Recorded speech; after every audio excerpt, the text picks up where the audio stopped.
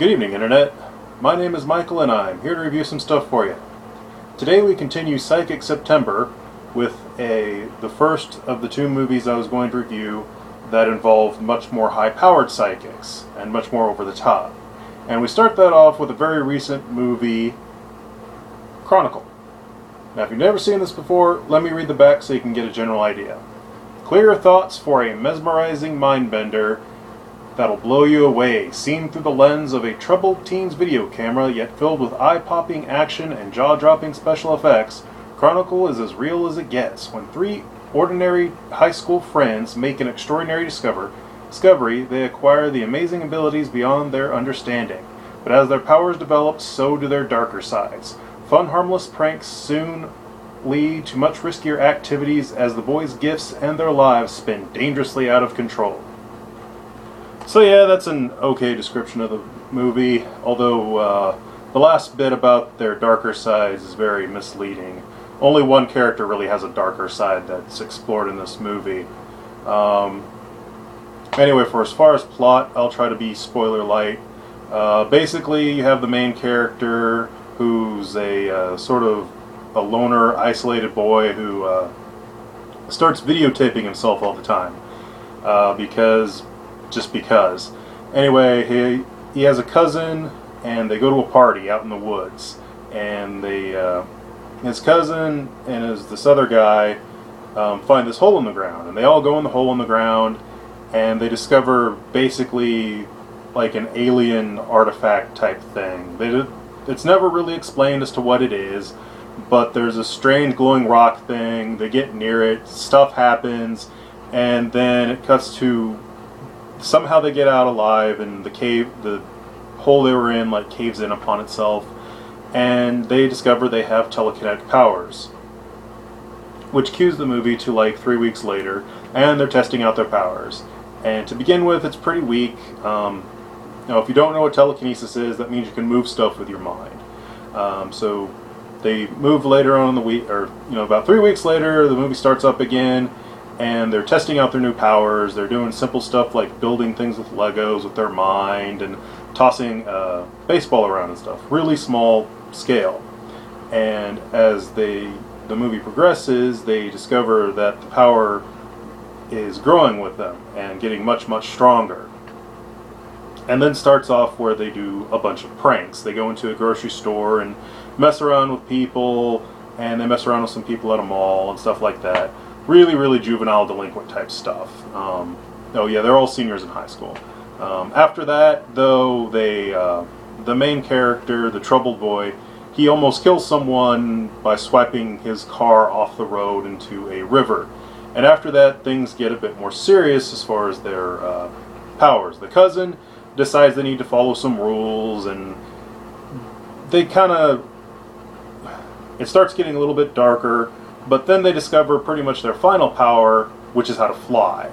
And then they're like flying around and having fun, and it seems like it's going back to the original tone of the movie. But then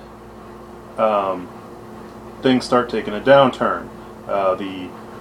The popular friend who's like wanting to be school president, he teams up with the loner kid, and they go to the talent contest, and they use their powers to make the loner kid like really, really popular.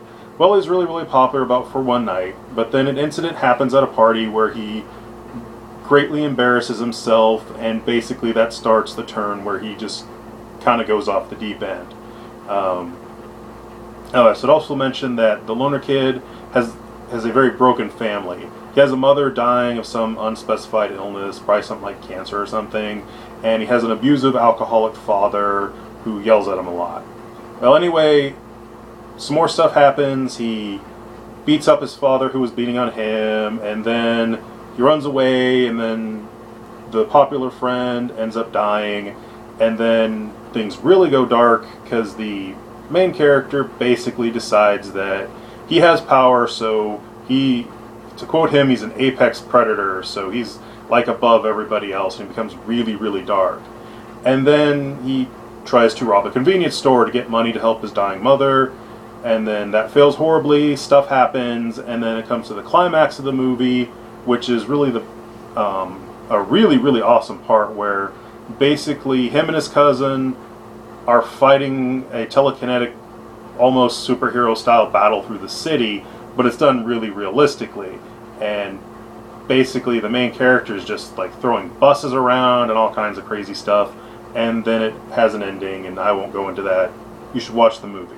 I do highly recommend the movie. I definitely give it a 5. It's a really good watch.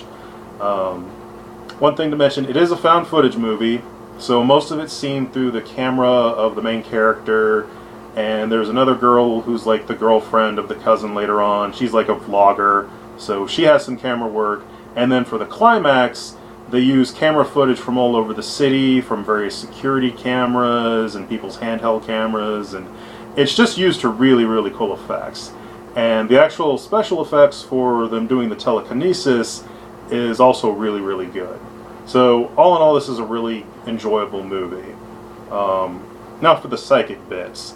The other two movies, Stir of Echoes and Suspect Zero, were very low-key psychics, and basically their psychic powers are more traditional psychic powers of they just know things, they can see things, occasional telepathy, stuff like that. In this one, the only real power is telekinesis, and there's a little bit of like sort of telepathy between the main 3 characters that have telekinesis near the end. But the telekinesis is really, really over the top. Like I said, the main character, they can fly. They learn to basically create sort of a force shield around themselves that protects them from danger. The main character pulls a matrix where he stops a bunch of bullets in front of him near the end. And of course, he's throwing like buses around and stuff. So they're very, very powerful.